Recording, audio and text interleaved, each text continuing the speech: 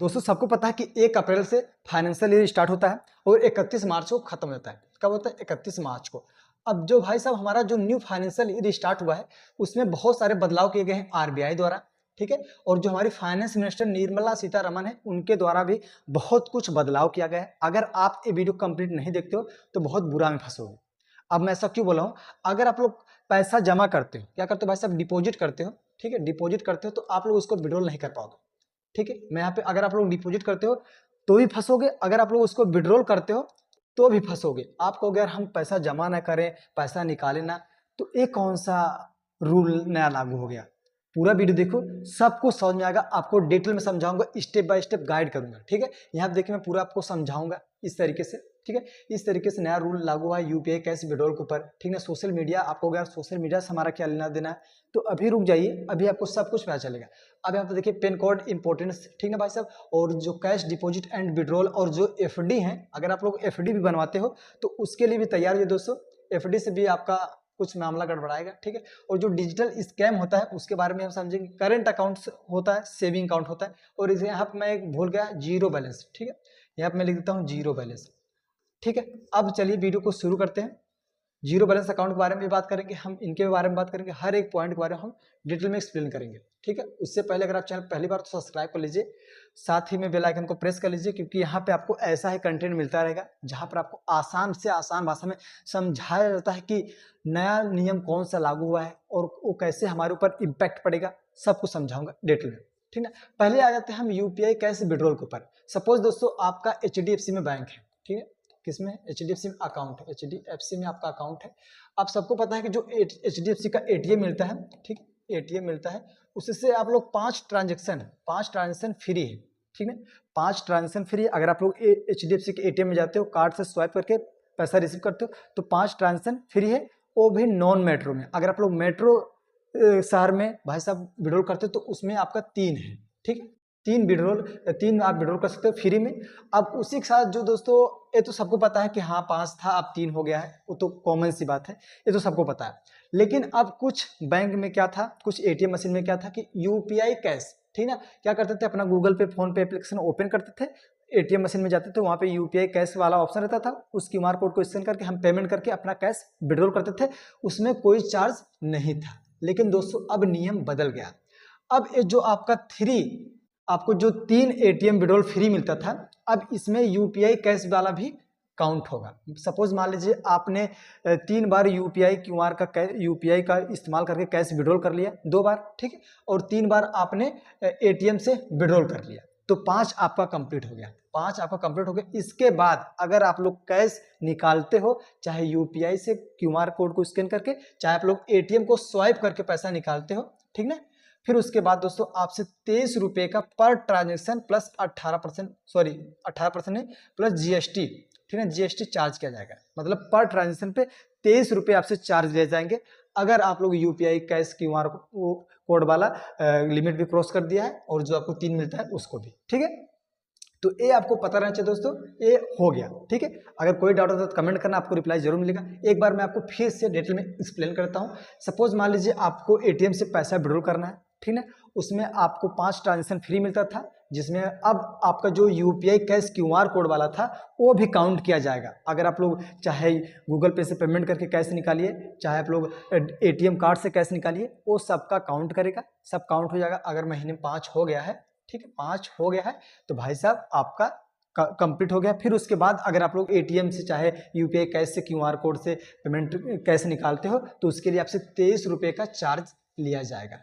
तो आपको यार क्या है दिक्कत है? दिक्कत नहीं तो मुझसे क्या दिक्कत है, ठीक है। बस ये रूल था, मैंने आपको समझा दिया, नियम था बता दिया। आपको पता रहना चाहिए जो कि आप लोग एटीएम से पैसा निकाल लेते हो क्यूआर कोड स्कैन करके, ये तो पता चल जाना चाहिए आपको, ठीक है। अब चलिए हम बढ़ते हैं आगे। अब भाई साहब हमारा क्या, सोशल मीडिया। सपोज मान लीजिए आप एक इन्फ्लुएंसर हैं, एक यूट्यूबर हैं, आप लोग क्या करते हो कि आईटीआर समझ लीजिए, पहले मैं आईटीआर समझाता हूँ, आईटीआर, ठीक है। एक क्या हो गया, इनकम टैक्स रिटर्न। आप लोग आईटीआर फाइल करते हो 1 साल में, 1 साल का आईटीआर होता है। अगर आप लोग फाइल करते हो उसमें आप लोग दिखाते हो कि हमारी इनकम 10 लाख रुपए है, ठीक है। आपने 10 लाख रुपए का आईटीआर फाइल कर दिया, ठीक है। और आपने क्या किया, उसी साल अपने सोशल मीडिया पे आपने एक पोस्ट कर दी कि हमने भाई साहब एक मर्सिडीज, हमने एक न्यू कार ले लिया है, ठीक ना। और वो कौन सी कार है, वो चाहे फॉर्च्यूनर हो गई, चाहे ओडी हो गई, चाहे मर्सिडीज हो गई, चाहे जो भी हो गई। और जो आपने 10 लाख रुपए का ITR फाइल किया है, अब वो चेक किया जाएगा कि यार आपने तो एक साल में 10 लाख रुपए ही कमाया, अब ये न्यू कार कहाँ से आ गई, तो आप फंसोगे। इनकम टैक्स के पास नोटिस, इनकम टैक्स वाले के पास आपका डैशबोर्ड शो कर देगा कि यार इसने तो भाई साहब 10 लाख रुपए का ITR फिल किया है और यहाँ पे 20 लाख रुपए की कार निकाल ली है। तब तो भाई साहब आप लोग रडार में आ जाओगे। तो इससे बचना है। अगर आप लोग इधर उधर से ब्लैक में पैसा रखे हो और उसको यूज करना चाहते हो तो कर सकते हो, लेकिन सोशल मीडिया पे उसको पोस्ट ना करें, वरना आप रडार पे आ जाओगे। तो ये भी आपको पता रहना चाहिए। तो 10 लाख रुपए का आप जितना भी ITR दिखा रहे हो, अगर आपका ITR 50 लाख रुपए का है तो आप 20 लाख रुपए की कार लेते हो तो उसमें कोई दिक्कत नहीं, क्योंकि आपने ITR फिल किया है, उसमें कोई आपको इनकम टैक्स का नोटिस वगैरह नहीं आएगा। तो ये तो हो गया भाई साहब, ठीक है। अब हम पैन कार्ड की इंपॉर्टेंस समझते हैं। जो पैन कार्ड आप लोग हलवा लेते थे उसको, क्या पैन कार्ड ही है तो क्या दिक्कत है। अब मैं आपको बताता हूँ पैन कार्ड की क्या इंपॉर्टेंस है। अब कोई आप लग्जरी कार खरीदते हो, ठीक है, चाहे कार हो गया, ठीक ना, अब चाहे कोई लग्जरी वॉच हो गई, ठीक ना, ठीक है, मतलब वो सब छोड़ो, 2 लाख से ज़्यादा, ठीक ना, 2 लाख यहाँ पे मैं लिख देता हूँ, 2 लाख अमाउंट से ज़्यादा कोई भी अगर आप लोग एसेट्स खरीदते हो, चाहे कार हो गया, चाहे कुछ भी हो गया, एनीथिंग, ठीक ना, उसमें आपको पैन कार्ड लगाना मैंडेटरी हो गया। आप चाहे कार खरीदो, चाहे कोई फर्नीचर खरीदो, चाहे कोई कुछ भी खरीदो, अगर उसका अमाउंट 2 लाख से ज़्यादा है तो वहाँ पे आपको पैन कार्ड लगाना पड़ेगा। तो ये भी आपको पता रहना चाहिए। पैन कार्ड अगर आप लोग लगाओगे तो वो आपकी इनकम में भी काउंट होगा, तो आप लोग समझिएगा, क्योंकि जब आप लोग अपना अकाउंट खुलवाते हो तो वहाँ पर पैन कार्ड लगता है। पैन कार्ड हमारा क्या होता है, पैन नंबर, ठीक ना, परमानेंट अकाउंट नंबर, यही हमारा पूरा, इसी से हमारा चलता है ब्यौरा। इसे पैन नंबर डालेंगे, पूरा फाइनेंशियल स्टेटस वहाँ पे दिखा देगा कि कितना पैसा कमा रहे हैं, कितना ITR फाइल कर रहे हैं, सब कुछ वहाँ पे शो कर देगा। तो ये आपको पता रहना चाहिए, ठीक है, बहुत बढ़िया। ये हमने देख लिया। अब आएंगे भाई साहब हम कैश डिपॉजिट की तरफ, ठीक है। आप कहोगे यार चलो चलते हैं भाई साहब कैश डिपॉजिट, ठीक है। सपोज मान लीजिए आपको कैश डिपॉजिट एंड विड्रॉल के ऊपर हम बात करते हैं। आप लोग एक साल में, ठीक ना, एक साल जो होता है, जो हमारा फाइनेंशियल ईयर होता है, चाहे कोई भी लीजिए भाई साहब, अगर उसमें आप लोग 10 लाख रुपया क्या करते हो, ठीक है, मैं यहाँ पे लिख देता हूँ 10 लाख, ठीक ना, 10 लाख, 10 लाख रुपये जमा करते हो। अगर आप लोग एक साल में 10 लाख रुपए डिपॉजिट करते हो, फिर उस केस में आपके पास इनकम टैक्स का नोटिस आ जाए। आप कहोगे यार 10 लाख हम लोग जमा करते हैं तो उसमें इनकम टैक्स का नोटिस क्यों आए, बता दूंगा अभी उसके बारे में। अगर आप लोग 10 लाख विड्रॉल करते हो, उसमें भी भाई साहब आपको इनकम टैक्स का नोटिस आ जाएगा। अगर आप लोग 10 लाख से ज़्यादा FD बनवाते हो एक साल में, तो उस केस में भी भाई साहब आपको इनकम टैक्स का नोटिस आ जाएगा। आप कहोगे यार ऐसा क्यों, हमारा पैसा है, हम उसको, आपका पैसा है, ठीक है, करिए, कोई दिक्कत नहीं, डिपॉजिट करिए चाहे विड्रॉल करिए। अगर वो लोग आपसे पूछेंगे कि ये पैसा कहाँ से आया, बस आप लोग उनको बता दीजिएगा, जो इनकम टैक्स ऑफिसर होते हैं, आप उनको बता दीजिएगा कि ये पैसा यहाँ से आया, बिजनेस से आया, मैंने सेविंग किया था, मैंने इन्वेस्टमेंट किया था, यहाँ से आया था, बस वो लोग नहीं बोलेंगे। अगर आप लोग नहीं बता पाओगे तो फिर दिक्कत हो जाएगी आप, ठीक है। तो ये चीज़ आपको पता रहना चाहिए। अगर आप लोग एक साल के अंदर 10 लाख रुपए डिपॉजिट करते हो, ठीक, 10 लाख से अगर ज़्यादा 10 लाख करते हो तो कोई दिक्कत नहीं। अगर 10 लाख से प्लस होता है तो उस केस में आपको इनकम टैक्स का नोटिस आ जाएगा। इनकम टैक्स वाले आपसे पूछेंगे कि ये जो 10 लाख रुपए से ज़्यादा हुआ है, पैसा कहाँ से आया, ठीक है, तो आपको बताना पड़ जाएगा, बता दीजिएगा, कोई दिक्कत नहीं। अगर नहीं बता पाओगे तो फंस जाओगे। फिर उसमें भाई साहब अगर आप लोग निकालते हो 10 लाख से ज़्यादा, तो उस केस में भी इनकम टैक्स का नोटिस आ जाएगा। वो लोग पूछेंगे पैसा आप क्यों निकाल रहे हो 10 लाख रुपये, बैंक वाले पूछेंगे आपसे 10 लाख रुपये क्यों निकाल रहे हो एक साल, ठीक है। तो ये चीज़ आपको पता नहीं चाहिए। आप कहोगे यार FD से इसका क्या लेना देना है, तो दोस्तों FD, आप लोग सोचोगे क्या, चलो हम FD अपना क्या करेंगे, 5 लाख रुपए SBI में कर देंगे, 5 लाख का SBI में FD बनवा देंगे और 5 लाख HDFC में बनवा देंगे। तो ऐसे करोगे ना तो दोस्तों फिर भी आप लोग रडार में आ जाओगे, क्योंकि आपका पैन कार्ड तो लगा है ना हर अकाउंट में, हर बैंक में आपका पैन कार्ड लगा है, तो पैन कार्ड से आपका वो फाइनेंशियल स्टेटस चेक हो जाएगा। तो अगर आप लोग 10 लाख से ज़्यादा कैश डिपॉजिट एंड विड्रॉल या FD बनवाते हो तो आप लोग रडार में आ जाओगे। मेरी बात को हल्के मत लीजिएगा, मैं यहाँ पे लिंक दे दूंगा डिस्क्रिप्शन बॉक्स में, आप लोग जाइएगा, RBI की जो ऑफिशियल वेबसाइट है वहाँ पे आप लोग जाके क्रॉस चेक कर लीजिएगा, ठीक है, बहुत बढ़िया। मेरा जो काम है मैं आपको बता दे रहा हूँ, आगे आपकी मर्जी, आप चाहे जो करें, ठीक है, जो भी है मैं आपको हर एक पॉइंट के बारे में बता दे रहा हूँ ताकि आप लोग परेशान ना हो। आप कोई कहेगा यार हम तो बिजनेसमैन है, हमारा तो ट्रांजेक्शन एक दिन में 10 लाख हो जाता है, तो आप उसके लिए यार भाई साहब करंट अकाउंट यूज करिए ना। यहाँ पे मैं लिखा हूँ करंट अकाउंट के लिए, अभी इसके ऊपर भी हम आएंगे, समझेंगे अच्छी तरीके से, ठीक है। अब डिजिटल स्कैम, अब ये क्या होता है दोस्तों कि मान लीजिए अगर आपके अकाउंट में 50 लाख रुपए है, सपोज मान लीजिए 50 लाख रुपए आपके अकाउंट में है, ठीक है।